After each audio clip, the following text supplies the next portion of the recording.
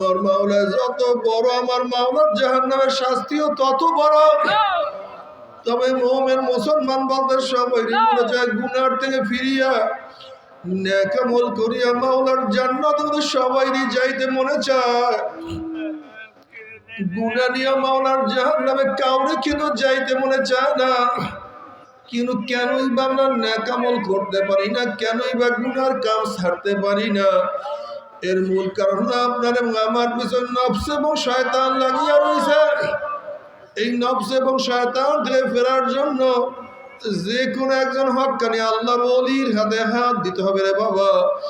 খবরদার, বর্তমান জমানায় পীর মুরিদের নামে ভেজাল, ব্যবসা, দলাদলি, হিংসা, হাসাদে পরিণত হয়ে গেছে। সমস্ত আল্লাহর ওলির একমত, যেই পীরের 5 জন মুরিদের মধ্যে কমপক্ষে 3 জনকে দেখবেন